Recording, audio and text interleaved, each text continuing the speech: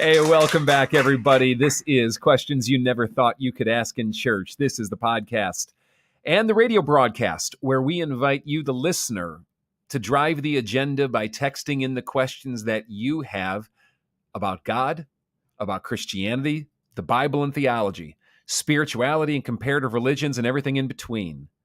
Where we ask you to text in the questions that you might be afraid to ask your religious leader, in a church, or some other kind of setting. Maybe they're questions you don't know who to ask. Maybe you don't feel like you've been given good answers in the past.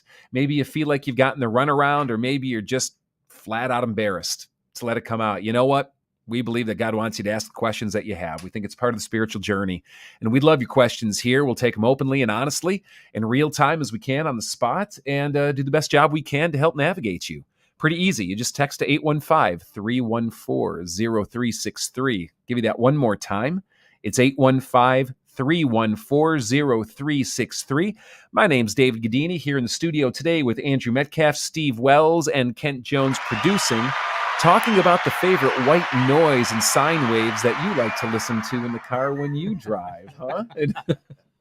We were working on the speakers a little bit yesterday, so we had some nice pink noise going in. Yeah. So that's pink noise. What's the difference between pink noise and white noise? So white noise is a completely flat signal. Pink noise adjusts for how your ears are more sensitive at certain frequencies. So do you have to get like the pink noise personally tailored to your own ear? No, it's a general like human ear, because they're more Gotcha. sensitive between like 1,000 and 3,000 hertz. Okay. Because that's where the human voice is. So it's kind of like white noise is lazy and pink noise is focused. Yeah, it depends on what you're tuning. It's like white noise is for bats and dogs and stuff, or Sure. okay. Which we know that we've got a couple of both in our congregation. So we got a bat. We got to try and be everybody, everything to everybody. We have had an infestation of crickets going on in the church. So that's is that a plague? That's one of the plagues. I think frogs. I think that's someone with a phone, their phone, and it's got like a cricket sound, and they're just no. Because I found one up on the stage, and I took care of it. So I just have like this vision of getting a big banner that says like WP, a number of other letters, and a plus, and we can arrange it on like a rainbow banner and say noise for every stripe and variety. Yeah. You know? Mm-hmm. What do you think? Yeah, I like that. What do you think? Because then is this for our church or is this just for you? But then here's the thing. It's kind of like an insurance, like a coverage, a policy, because now no one can say anything about the sound in church. No, not at all. Not at all. Whatever your sound preference might be. Sorry. Yeah. That's why the plus is important. Yeah. Because we don't want to limit it, you know? And the acronym gets dumb after like 9 letters. So it's true. It's just not helpful here anymore, you know?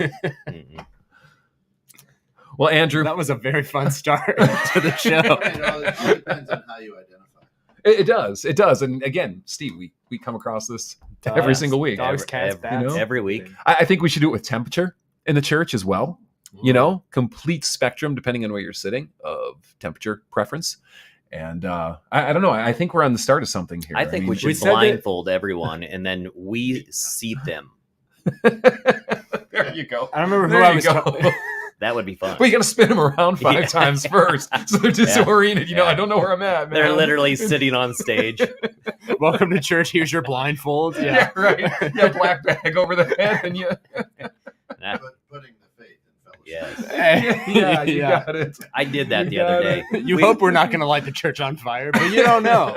So a new thing Barbie and I and Paul and Maya have been doing is playing pickleball down at the tennis court. Which you're becoming kind of like super fun, like the Uber athlete in this. I love like the 5th time you brought this up. And basketball. Yeah. And so anyway, but just for a challenge, I thought, hey, hun, I'm gonna walk home from the park with my eyes closed, blind. Yeah. So because I just wanted to figure out well, how does this work? Am I using kind of like a bat, like my radar, your echolocation? And that's how we did it. She would snap her fingers and I would follow it. So the neighbors are probably like, what in the world is going on?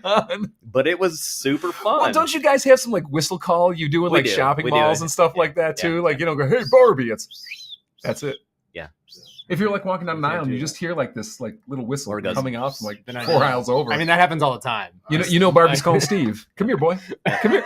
My family does too. Uh-huh. Yeah. Joking aside, it works, huh? Maybe, I don't know. Yeah, you got to be careful who's in the company, around you at that point, Just dog barks. Yeah. All right, Andrew, take us to the inbox. What do Yeah, got here? we need to get there. Let's get into some deep theology now. Yeah, right. First one here. Do you believe that God's blessing on Israel and for the Jewish people have been replaced by the church? Yeah, thanks for asking. I know what you're getting at here. I don't really prefer the word replace. I think a better way to think about this is that God has elected a people that he calls Israel. And I do not believe that Israel is synonymous with the term Jew as it often gets used today or even in the time of Jesus. Israel more or less gets appropriated through Jesus to mean the people of God. So the church, as we would call it today, is grafted in. It becomes a part of what God calls Israel and the promise he gives to the people of Israel back with the patriarchs, right? So I do not think that the nation state of Israel today is the chosen people of God by virtue of being the nation state of Israel in that geographical location. Nor do I think that just because someone is a biological descendant of Abraham, or maybe better put, Jacob, if you can put it that way, that makes them part of the biblical perspective of Israel. Rather, it is the elect people that God has chosen that he is putting his blessing upon. So that would incorporate, of course, not only Gentiles, as the New Testament will make a big point of, and thereby extension, the groups and gatherings of people that we call, in shorthand, the church. Yeah, that made me think of like the different bloodlines throughout the Bible as we like trace Jesus's lineage and those types of things. And then I've been watching the Harry Potter movies recently. So it's like a pure blood versus a mudblood, and right, and a muggle, and so I don't think it's not necessarily tied to that anymore. It seems like it was, but now it's more the body of believers as a whole. Is that kind of yeah, and and you and I are sitting here as total like Israel mudbloods. Mm-hmm. We're not natural descendants of Abraham, or at least I don't think you are, Andrew. Maybe you are. Who knows what's back in the recesses of time, but not to our knowledge anyway. But yeah, and I think this is maybe helpful too. I'll throw one more thing out there. And I mentioned this earlier. We use certain terms synonymously in a way that we shouldn't. And the terms that you hear are Israelite, Israeli, and Jew. An Israeli is someone who is a citizen of the modern state of Israel, formed since 1948.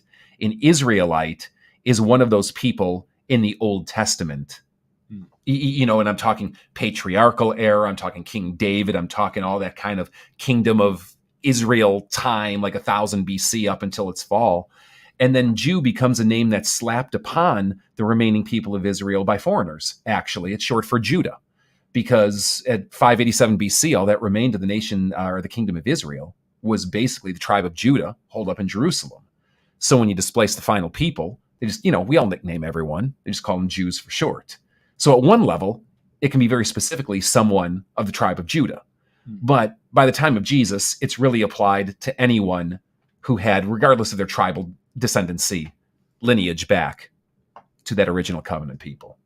But I do find making the distinction today is helpful, because from a New Testament perspective, you can talk about Jews as a people group ethnically, or you can talk about Jews as a spiritual group based on belief. And there's a distinction in that. There's a difference in that.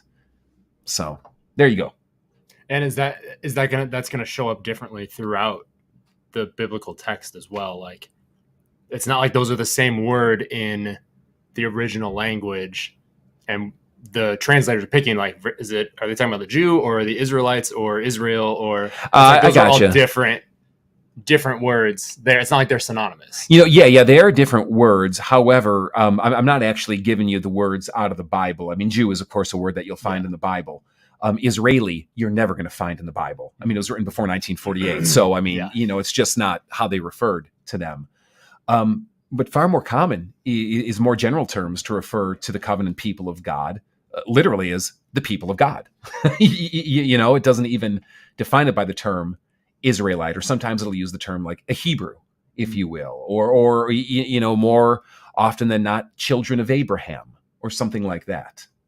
So yeah, all different kinds of terms. Then they using the same term all the time in the same way? And so you just got to kind of be on your game a little bit when you're looking at the language. Yeah. Very interesting. Yeah, 815-314-0363. I'm glad you guys answered or talked about that one because I had no interest and no input. So I could tell a little bit. I could tell. That's why, Andrew and I are like this end of the table, right? Steve, we got about 6 feet up. I really should move this to the middle. I'm over here winking at Kent just for entertainment. No, we're going to keep Steve, we're going to keep Steve at the far end. All right, moving on. Someone's looking for some cliff notes. All right. So we'll see. So this person obviously is over the age of 40 because they didn't say Spark Notes. Right. True. Yeah. Yeah. And they might have gotten this from Steve because you like the quick short answers. Yeah, exactly. Yeah. Can you give us the Cliff Notes version of the doctrine of election and reprobation? Reprobation. Yeah. Like you reprobate. It's still not happening. All right.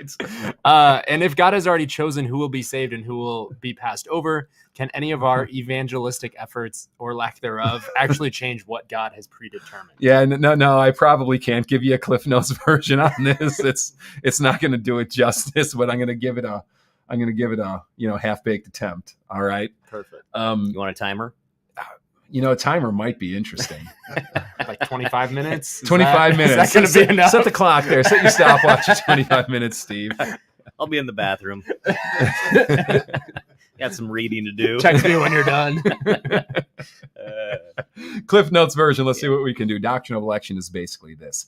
It's the idea that God can freely choose who he wants to be saved or to be his people or to put his blessing on. Period. That's all it is. Reprobation would be somewhat of the opposite of that. And it can be looked at from different angles. Some might look at it as being those who God has not chosen. By virtue of not choosing this group, he has more or less indirectly chosen a different group not to get his blessing, right? Gotcha.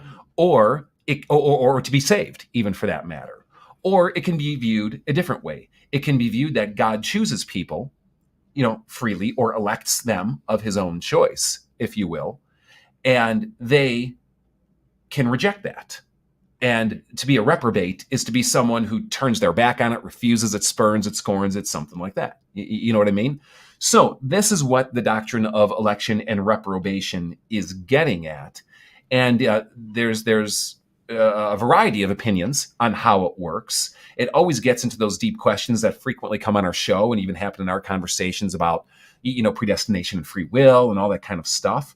I do find that the word election in Greek is interesting. It's actually eklektos is how you'd pronounce it.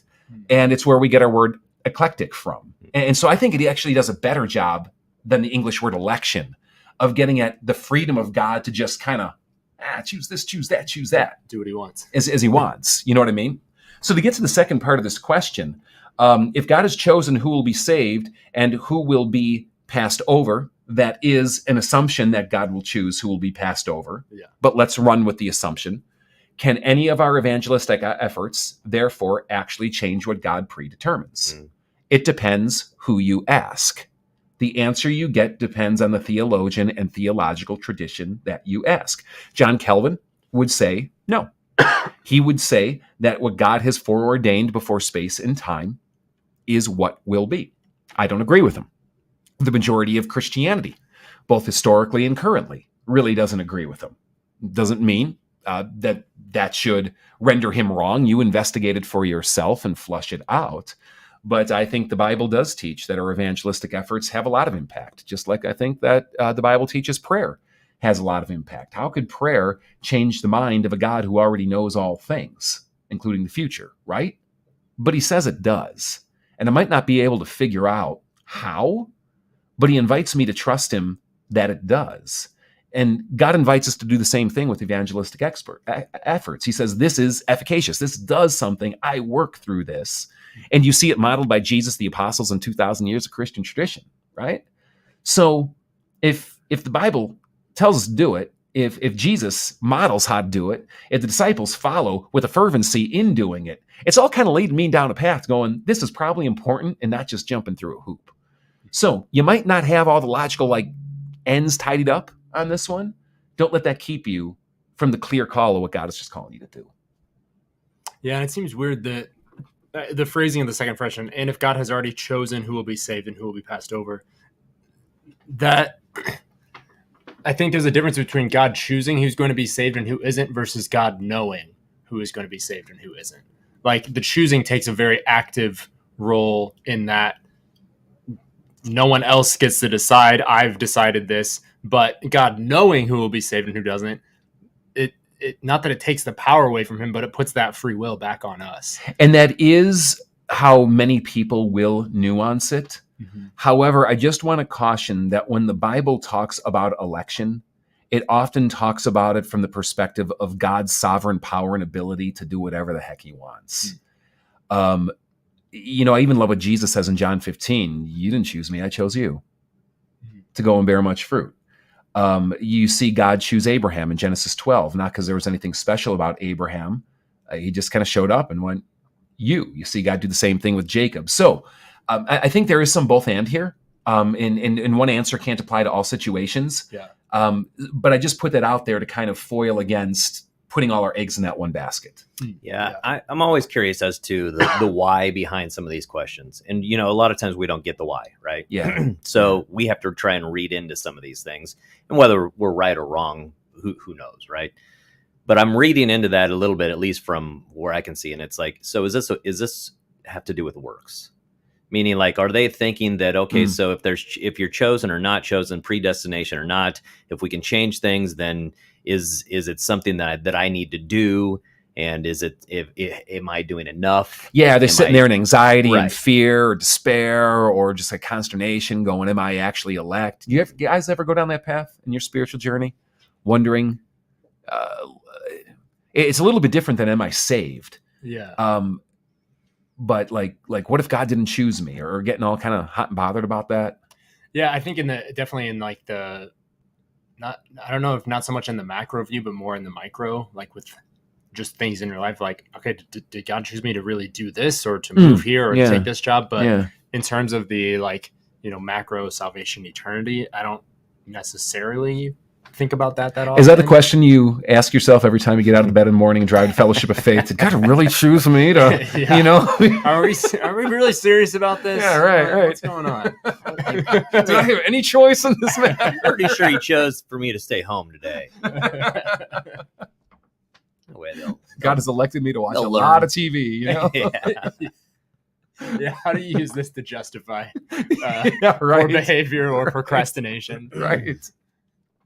Yeah, but if you are someone listening with all sincerity who has really gotten, spiritually messed up over this, and I know I've known people who have. I've known people who it's created anxiety and panic to such degrees that it led to a lot of even institutionalization. Just for the mental weight and burden and break that came from it all. There's a sad tradition of that in Christian history. Mm-hmm. And, if you are one of those persons, I just want you to hear this today. Step away from what you don't know and embrace what you do and which is clear. And what is clear from Christ in the Bible is that all who call on the name of the Lord will be saved. That whoever believes in Jesus as God's one and only Son will not perish but have eternal life. That is a promise to you. It is explicit. It is clear. And there's 100 more right behind it that I can quote. Cling to that as opposed to worrying about what you will never truly discover maybe in the theoretical realm that you want, which is how does God's election work behind space and time? Yeah. And Kelly nailed this real quick. Kelly says, if there's no music on Sunday, we know Steve is at home. God's will, LOL.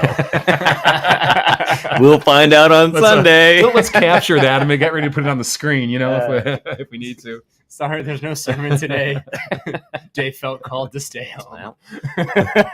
We got a comment here from another Steve who's listening today. Great having you with us, Steve. He says, I've stopped caring about what's at the end. It drives me crazy. I lean on today and the fruit in it. When I'm looking, when I look for the blessings, I have comfort. Yeah, there's great wisdom in that, especially when it comes to the promises of God. And how's Jesus put it in Matthew chapter? Is it? I was going to say 5. I think it's 6. don't worry about tomorrow. Tomorrow has enough trouble of its own, right? Mhm. Yeah, Each day has absolutely. enough trouble of its own. I'm kind of butching Jesus here on this, but it's all predicated in the thing where he's saying, don't worry. Yeah, don't worry. Seek first the kingdom of God. All other things will be added. Don't worry. Mhm. Yeah. Yeah, and I think it's like helpful, like you said, to like dwell on the things that we know and that God has told us and revealed, because that, the election versus reprobation. Reprobation, yeah. I keep thinking probation. You're going to be working this word over for the next 3 days. Probation. It's reprobation. Yeah. You're back to probation. You're reprobating. But it's like focus on the like the reality of the situation, your blessings in your current situation. And I think also like it can be very weird trying to delve into these things in your own brain, like in your own head, and that can drive you crazy. But if there's someone that you can talk to about it, that is immeasurably helpful. Yeah, because you're then bouncing your ideas off someone else versus just letting them free reign in your brain, which doesn't always work well for me. So it's like, find someone you can have those conversations with. Right. And you're like, hey, I'm struggling with this, or text them into the podcast, or call up Steve. He'll chat with you. Yeah, anytime. Here's Steve's cell number. Just get ready to write it down. Here it is. Just 3 digits, 911. He'll talk. I'm looking at Steve's comment here. I have stopped caring about what's at the end. It drives me crazy. I lean on today in the first when I look for the blessings, I have comfort. I understand he's referring to himself in this, and I completely understand that. I think the dangerous part that because I can fall into that trap as well, right? Where I'm thinking about myself and where I'm at with this. And I think if we don't think about the end and what is eternal, then I think we stop looking at others as well, because it's not just about us, right? So it's about, what Jesus did. He wasn't thinking about himself the whole time he was on the earth.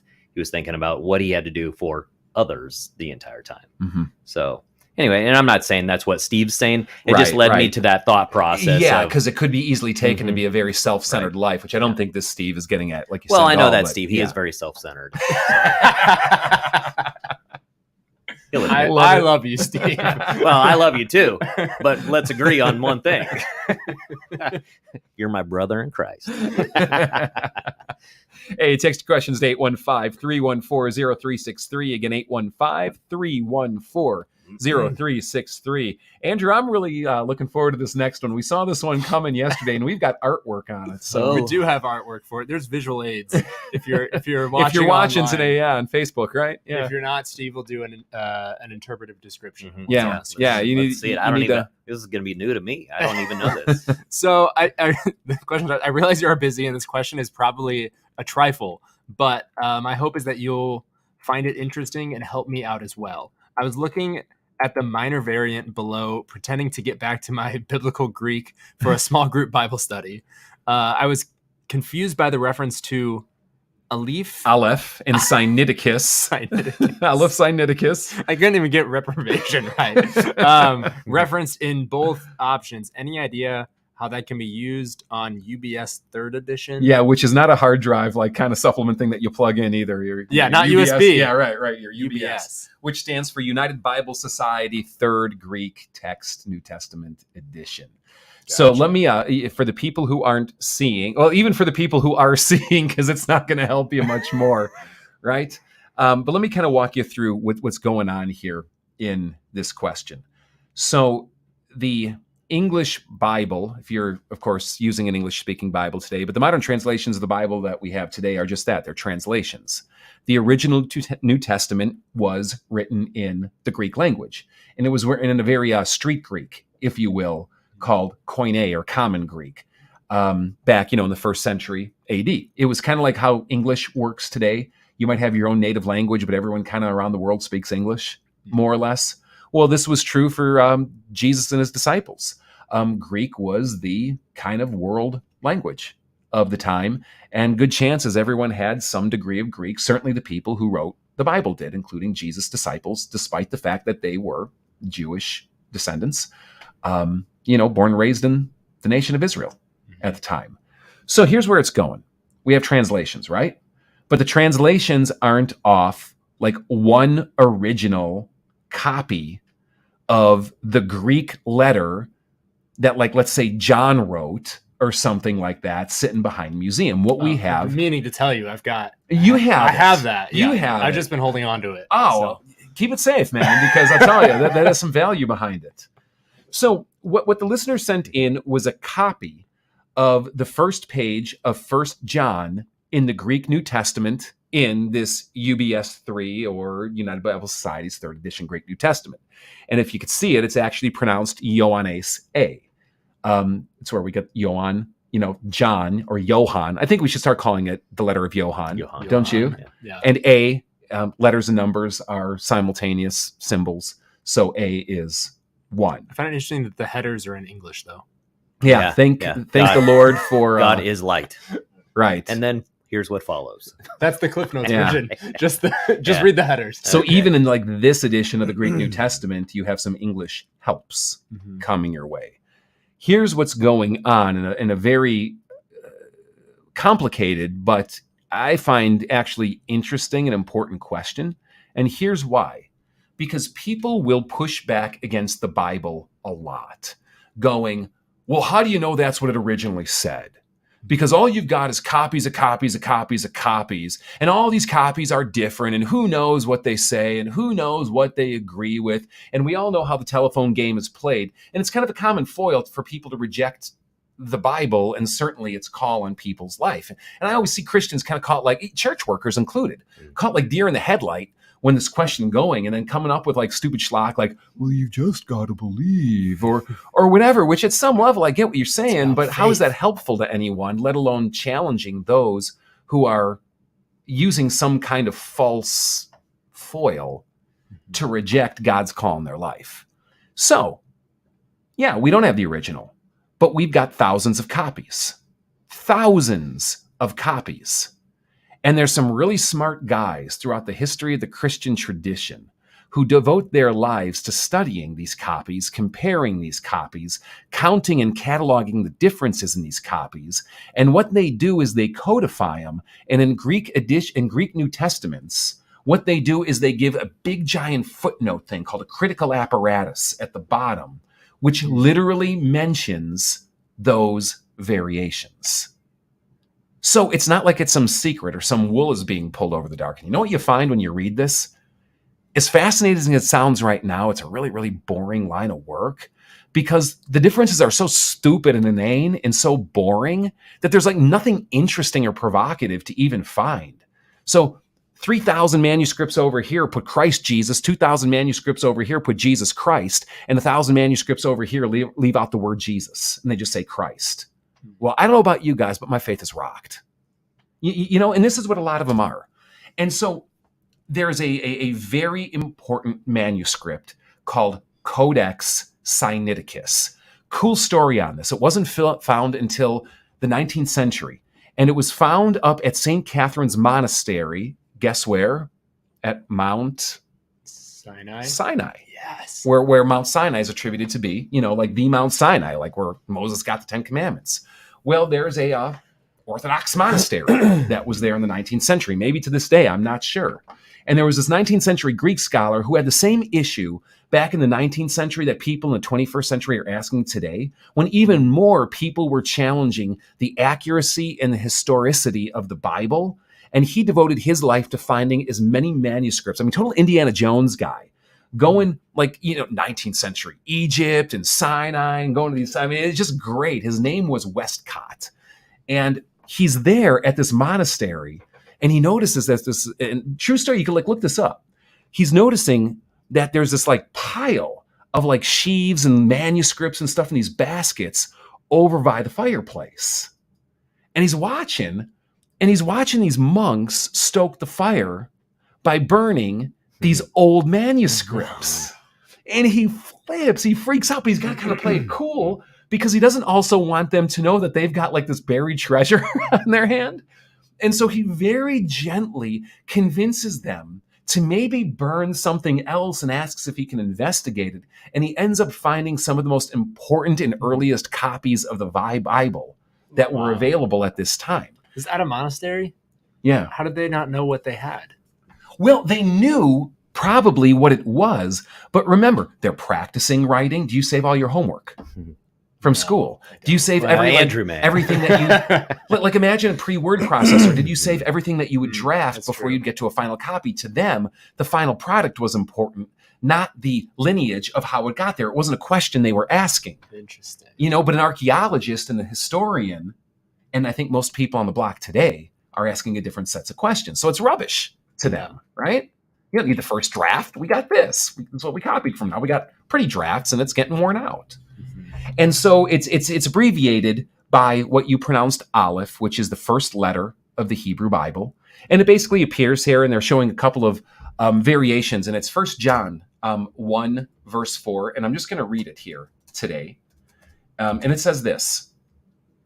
Let me put full chapter. We write this to make, and I'm reading a 2011 NIV, we write this to make our joy complete. What is John writing to make our joy complete?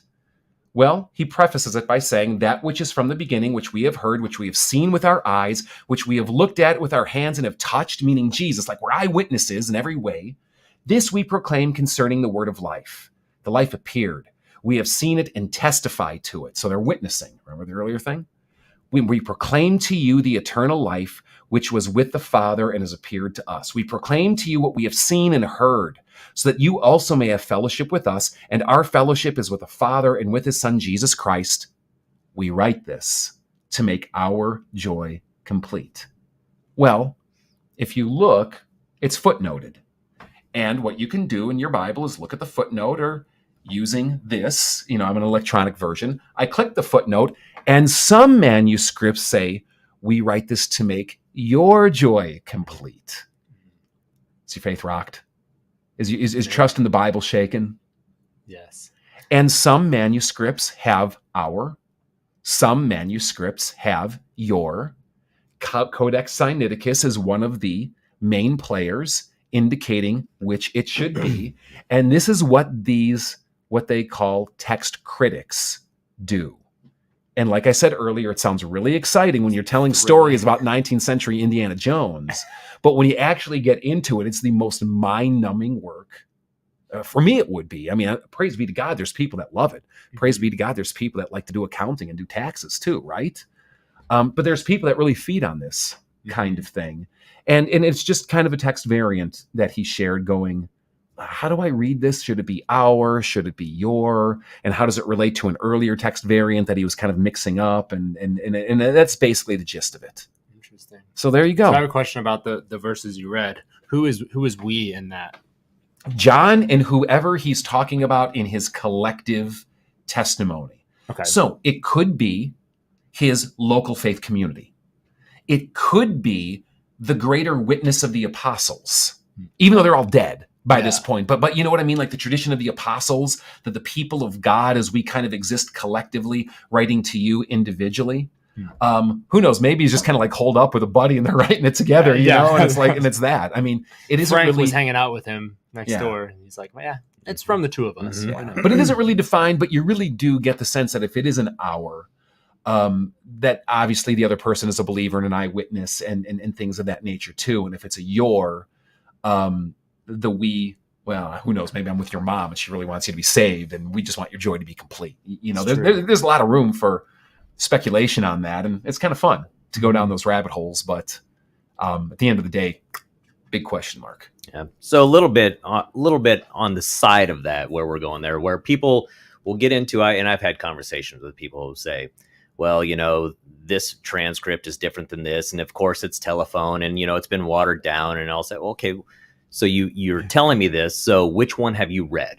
Exactly, right. And then they'll say, well, or which one have you compared it to? Yeah, then? Which one's throwing you off here? Well, I haven't. That's just, you know, what I've heard. I'm saying, so you're going off of then the exact same things of what the gospel is, of what other people have said. You're literally victim of your own telephone absolutely. game. It's like, okay, you understand, you just went 360 right there, right? Yeah. You know, so, and the problem is that it's like, you're never going to combatively, you know, prove to someone that this is true, right? I mean, I think that's the work of the Holy Spirit, and that's the work where whatever they're going through in their lives, Jesus has got to get a hold of them. at some point. Yeah. You know, we're not going to lawyer them into believing. No, Yeah. but it's simply removing some of, I think, those artificial excuses that people use to keep them at bay, but also sometimes some of the faith-shaking questions that believers will ask that rattle them a little bit in their faith when the truth behind it is, this is far more believable than anything else you could ever read. And this is the value of not having just one manuscript behind glass.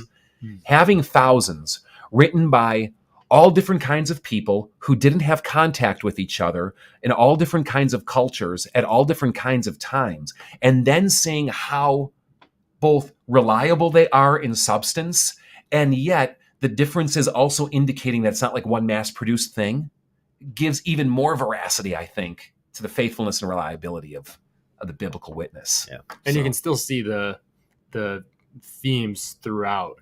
So whether or not that says your or our isn't really, it's not changing the master theme of what John is saying in 1 John. Right, It's like if you're taking a singular verse of the Bible and going like, well, this verse says we should do this thing. It's like, okay, but what does that look like in context? What does that look like across all of Scripture? What does that look like to the people in that context versus today's context? And like, I don't know, it seems to be playing that same game of like, I'm going to nitpick this one thing and that's like, cancel it all. And what's kind of cool is then like the people who research this, they'll try to analyze like how these variants came about. And like you can look at this one and they'll go, well, you do see both themes in the Bible. You see people writing to make other people's joy complete and Jesus talking that way. At other times you'll see people talking about ours. So did this scribe carelessly have like that verse on his brain and he just went your to our really quick? And just like in English where it's like a 1-letter difference between your and our, it's also in Greek a 1-letter difference. So was it typographical? Did someone misread it? Was it a little sloppy? Did it fade? People read stuff out loud and you're writing it. Did I just kind of hear it wrong even if you were clear? Did I just, we auto kind of correct sometimes and things like that. I don't know. But they're both true. Whichever one John originally wrote, they are both true. Yeah. It's not like one is, oh, God does not exist, and the other, he does. We better figure this out. There's a typo that said murder your sister. Or like, something like that. Yeah. We would, hopefully someone would catch that. For a little practicing exercise, I think what we should do is, if you're listening to this, write up a recap of this podcast today. Send them in, and then we'll side by side them. Yeah. And that'll be the exact same thing, right? Well, and what the pushback to the telephone game to objection is exactly that, because what you had was the apostles and the early faith communities verifying that which was written and said. And that's why you have other things that are written that are not in the Bible, because they're simply like, it doesn't line up. All right. You know? Yeah. Yep. Yeah, we get the extra biblical text. Homework, yes. Chris has the homework. Gospel of Thomas and Judas. And there is an edition of the King James Bible, though I think it's 5th, maybe 6th edition, where there is a misprint. And what, at least in our numbering, is the 6th commandment. I remember hearing about it, yeah. And they left the word not out. So it reads, you shall commit adultery. Oh, yeah, whoops. It's dangerous territory. Chris says homework, ? And, I think this is, Chris, you had how many years of teaching and handing out homework? Now it's time for you to actually do homework. So it's true. It's true. Yeah, I think we're all agreed. We expect 500 words. Yeah. And I'm sure she's just definitely bored at home, You can go ahead and email that into 27 years. Oh my goodness. Hey, we're a little bit past the top of the hour, but why don't we come up for air here and do a station break really quick? Kent, you got it? Absolutely. You're listening to Questions You Never Thought You Could Ask in Church right here on 21.6 The Net. This is the place where, well, if you got questions any time of day, 24 hours a day, text them to 815-314-0363, no matter how weird they may be. And if you couldn't follow along with what Dave was reading online there, you were probably going left to right. You should be going right to left. When you No, Greek is left to right, Hebrew's right to left. So no, you're all good. You're all good. I was confused. Yeah, I know. You just that's why. Yeah, backwards, there man. were no pictures. But you know what? The cool thing is, every Wednesday at 12:30 Central, Questions You Never Thought You Could Ask in Church goes live. On Sundays at 9:50 5 a.m. You can grab the pregame out there here right on 216.net, Fellowship of Faith, YouTube, Fellowship of Faith, Facebook, before the worship hour. And then from 10 on, you can just celebrate Jesus and worship with the gang. Wherever you're at in the world, or show up live in person, which is great. And it's great. Check them out. Like, follow, subscribe. If you go to the YouTube, especially if you go to FOF, fellowshipoffaith.org, go to FOF Plus, FOF Plus, right? Yeah. And you can catch everything right there. Just a bunch of great stuff and a great team to just be involved.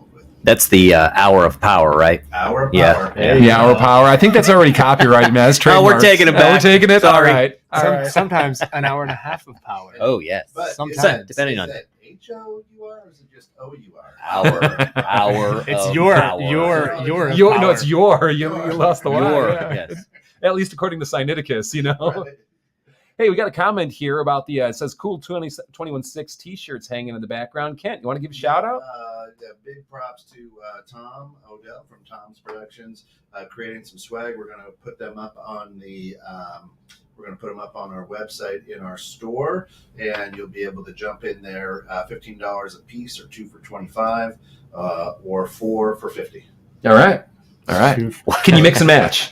You don't have to get like 4 of the same variety. We've got 3 different ones. We're going to have some hats up there. We're just going to start giving some swag up. And if you want to buy a whole case of stuff, just talk to Tom directly. That's Yeah. right. Yeah. A whole case for $10,000. I don't know. Yeah. And I think this should be only the beginning to the entire 21.6 outfit. You know, the pants, the socks, the shoes, the leisure suit. The leisure suit, yes. You know. Leisure. I would wear 21.6 the net sweatpants for sure. All right. Yeah. We'll see what we can do. Yeah. Work on it. And, we could also put the FOF on one sleeve, and we can make it. I'm waiting for the 90. We can NASCAR this, you know. 300 sponsors. Yeah, right. All right, We're trying. Back to the inbox, 815-314-0363 to text your question in. Andrew, where are we going here? Well, I think this works well from talking about products and merch and other things like that. If you Indulgences. See how I did that? Yeah. Okay. If you like a company or business and the products they sell or services they offer, but they openly promote ideology you don't agree with, is it wrong to continue funding them by buying their products or service? Is there anything biblical we can glean, or is it just a personal preference? Yeah. It's you're not going to get a "Thus saith the Lord" where he outlines the companies, and lays out the parameters, but he doesn't leave it completely free to just go, do what's convenient or do what you want. The passage you want to read is Romans chapter 14, and it talks about how to deal with these disputable matters of the faith, these things that don't have a clear "Thus saith the Lord" behind it, but are left towards the application of faith and the quest of trying to figure out and do the right thing. And we all come across thousands of these every day, right? Romans chapter 14 is really your go-to place.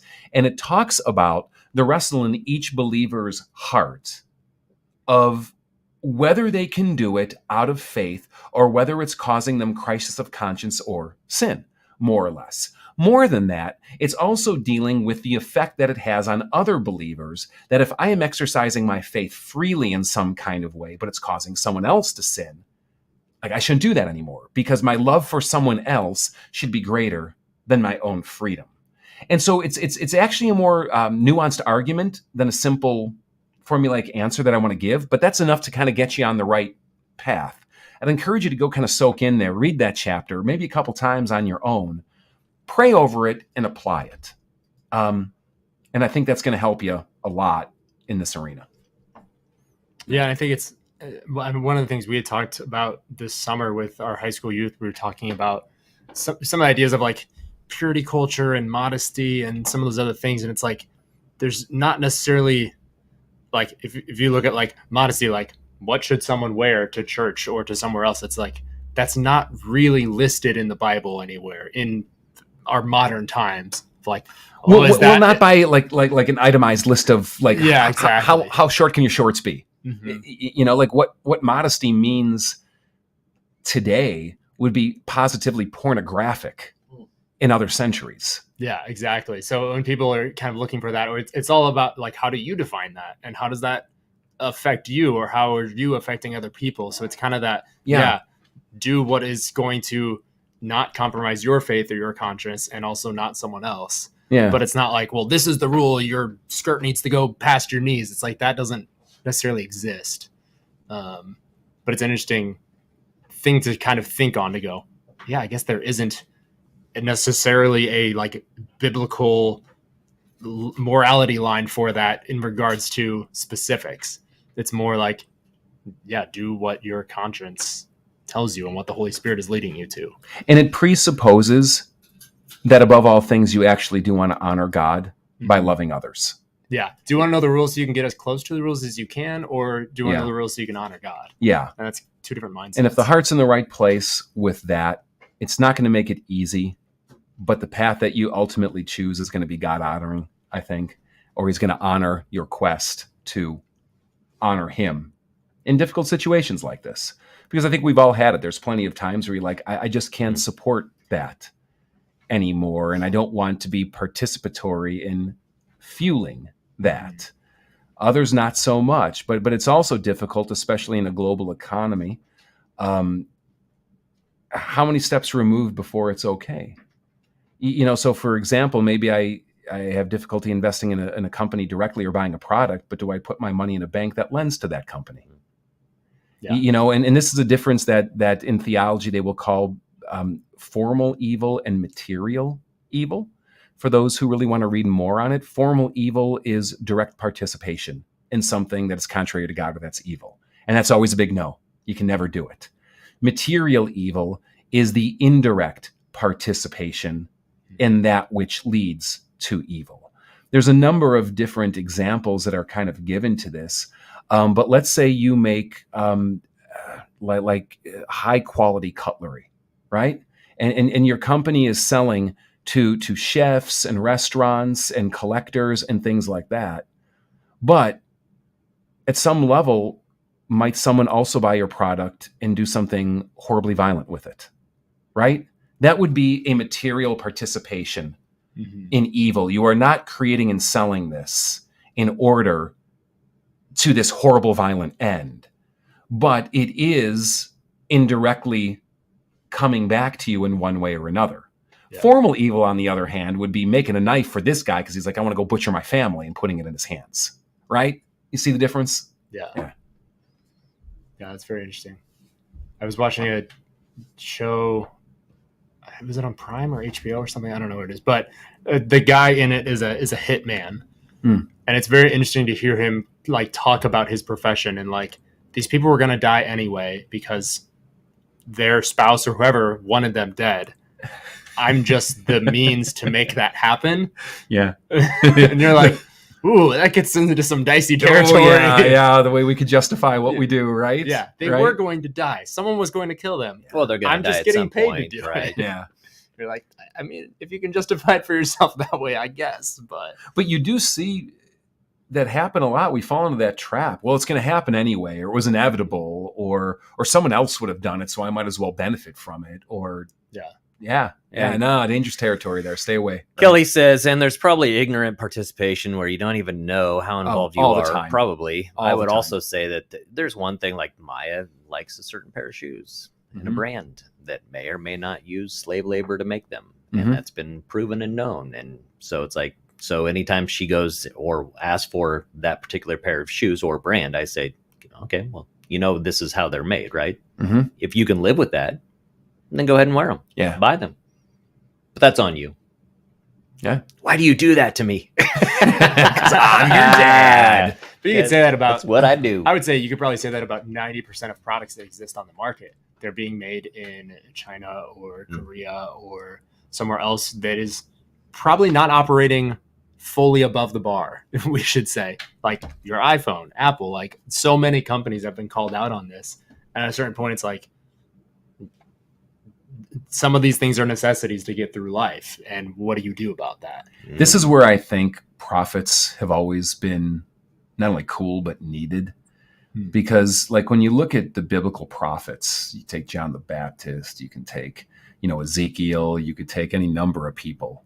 They make a very conscious decision to live differently. And their life becomes a witness and a testimony against the things that we think are inevitabilities and necessities. And I think it's a mistake to think that we're all called to the prophetic life. But I do think they bring a good reminder and a good conviction back in that I think we need, because it's so easy to just drift into the morass of it all, as though, there's nothing I could do about it. Oh, well, I guess I just have to. That kind of, Eeyore mentality that we take, that passive spirituality, if you will, of, Yeah, great question. I was even thinking about just like, where does the gas come from that we put in our cars? Well, and you start probably not anywhere good. Where are the cars being made? Yeah. I don't know. They're probably not paying what I think they should be paying. Well, and you're even jumping just to the car. I mean, every part is outsourced. The marketing, the labor, yeah. At some level, material participation in evil is unavoidable because it's the world that we live in. But it also shouldn't be an excuse to willingly embrace it, especially as we come deeper into the know of what our actions might indirectly be propelling. Yeah. All right. So we got another one here that's a little lengthy in question. I might try to summarize a little bit. Okay. I have friends and family who claim that they are spiritual, in air quotes, spiritual. Some believe that there are many ways to heaven. Some believe that Muhammad or Buddha or any number of religions are okay. I'm not a great thinker or a great debater, but all I can think of is John 14:6. I am the way, the truth, and the life. No one comes to the Father except through me. To me, that Bible verse seems pretty direct. There's only one way, and that is through Jesus. I believe that God is a merciful God, and he alone decides who gets into heaven. So I would never say to a friend that they are damned. But what do I say to these people? I've told them gently what I believe to be true, but what more can I say? Thanks so much for asking this. And you said I'm not a great thinker or a great debater. But the fact is, you've got a really clear grasp on this. Mm-hmm. And it sounds like you're doing amazing things, not only in your thinking through it, but also in your action to these people. I mean, weren't you struck that at the end? Yeah. Where it's like, I told them gently what I believe to be true, but what more can I say? I love the spirit that you're bringing to this. And I think you're hitting the nail on the head. Jesus said something very exclusive.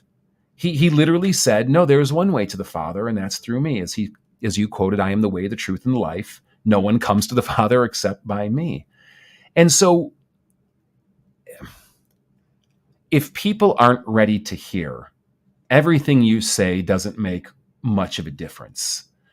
So at some point, if you've spoken your piece and you've shared what you've thought, it's up to them to reciprocate. If they invite you into conversation, if they're open to talking about it, certainly pursue that out of love for these people and gently the way you're doing. And maybe the way you do it is simply this. Rather than coming down as being the authoritative truth on the matter, just go, I understand what you're saying, but, I read the New Testament and I look at Jesus saying this. Let Jesus defend himself. And you just ask them. So how do you get around what Jesus says? Because he seems to be saying something very different than you. Do you just think Jesus was wrong, or do you disagree with him? And they may. And that'll lead to another set of conversations, maybe about why you think Jesus is better to listen to. Don't try to win a debate. Don't try to, score a conversion. Mm-hmm. Love the people. Listen to what they're saying. Answer back appropriately, keep the conversation going, and pray for them in the meantime, and let God's word do the heavy lifting, in this. Yeah. Yeah. And I think that saying that your spiritual used to be a way to kind of differentiate yourself from the church at large, or a specific denomination of like, oh, I was hurt by the Baptists or something, so I'm just spiritual now. I'm not that. Yeah. Where you're probably still sticking to 98% of the things that denomination or that religion taught, you're just not associating with it. So it's like, it's almost become its own religious sect in that, oh, I'm just spiritual, meaning that I don't agree with, or I don't stand in line with any denomination. So it's like, it's become its own denomination in that way. And I'm going to speak in a way that might come across disrespectfully to people from this point of view. And again, I'm going to paint with a broad stroke here. I know this is not true of everyone out there, but far too often I actually see it being different. I see it being people who maybe haven't grown up in a church or don't believe like what a specific church kind of ingrained in them. I see it as people who are really kind of uninterested and maybe even too lazy of really aggressively pursuing spiritual answers from other people. They just like the idea of being deeper than materialistic. They want to be in touch with their feelings. They want to have good sentiments. They want to live moral lives to a degree, a morality often of their own making or what makes sense to them. But they don't really want to learn from anyone else. They just kind of want to do what they want. And at the same time, have that sense of being a little bit deep. If we're speaking about you today, please text in because, we'd love to open that conversation. And again, I know I'm speaking in a caricaturized kind of way. It's just something that I've seen a lot from people that use that kind of language. Well, and going back to the original thought in question, I would have two things. One would be not everybody will hear and be saved, right? Yeah. I mean, that's the reality of it. Not everyone is going to hear it and understand it or believe it. Yeah. So that's hard to think about, especially when it comes to loved ones, because it's like, and I've had so many of those in my family. Yeah. But then also, like, as far as like trying to, and I think we mentioned this earlier, where you're never going to lawyer someone into believing. I think sometimes the biggest thing that we can do is just be imitators of Christ. Yeah. And, if they find some way that they see something different in you, then it's like, maybe that conversation comes up later and they're at a different point in their life, so. Yeah, just watch something on Netflix. You guys see this yet? Come up in your queue, Father Stew. I've seen that, but I haven't watched it. It's good. It's worth your time. Yeah, I really enjoyed it. Tina had an interesting take. Like, she watched it. She was kind of riveted. She caught it like midway, and they're like, I got to see the beginning of this. She's like, I really don't like any of these characters, but I love this movie. And it's just, it's Mark Wahlberg, it's Mel Gibson, and it's a true story. And I've seen it. I think you'd enjoy it. I actually did want to watch it. Yeah, it's worth 2 hours of your life or whatever the length is. Yeah, and it definitely brings in it brings in an interesting perspective on who's worthy to share God's gospel, who is the proper person to be doing this, and it's like, anyone can do this. You can do this. And it was the imitation thing that you mentioned, Steve, that really kind of jogged it to mind, because in the process, he ends up getting into the priesthood because he's trying to pick up a girl. And how she more or less, not directly leads him, but is the catalyst by which... Kind of like my life story. He comes in. I think it is like your life story there. Got into music just to get Barbie. To get a woman. He works in mysterious ways. That's great. No, but I liked it that it was I think it was made by Netflix, I'm assuming. Yeah, I don't know. But it was a thing that was about the church and didn't put the church in a horrible light. Yeah. Which was kind of refreshing to see, because generally anything I've seen, it's like, oh, well, there was this scandal and we're going to make a movie about it. There was this sex scandal, this whatever corruption issues, in some way. And no, it's just kind of the church being the church, which was nice. And I thought with a pretty good, realistic impression of people too. It wasn't also like those cheesy Christian movies that try to whitewash everything or turn everything into kind of like a stereotype or cliche. And being that it was rooted in this guy's actual life. And they show at the end too, like they're giving dialogue like through the movie. And then they flash to the like actual Father Stu, who I won't say more, but it's like word for word dialogue that they actually grabbed from like his recordings or manuscripts or something that, they built in. So, well, and in both Mel Gibson and Wahlberg, they're both producers, right? So maybe they probably came together to make this, I would imagine, because you'd think, yeah. Well, I don't know. Would they consider themselves spiritual or Christian? Or... I don't know, because Gibson, he was the one that did Catholic. The Passion. Yeah, I mean, he's got a reputation for being a very devout conservative Catholic. And again, I don't follow him Wahlberg year to year. No, Gibson. Oh, Gibson. Yeah, I don't know about Wahlberg. But yeah, he did a great job in the role.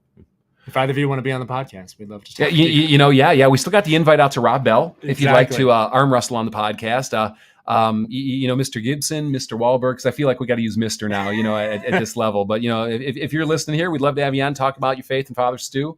Yeah. It's 1:30 p.m. Central, which means it's time to land the plane.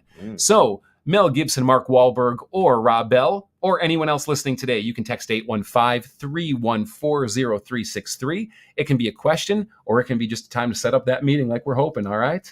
Yeah. If we didn't get to your question today, we will get to it. It is in our inbox. We always get a volume of questions higher than we're able to get through, but we're working at it. We're getting there. We want to help you every step of the way.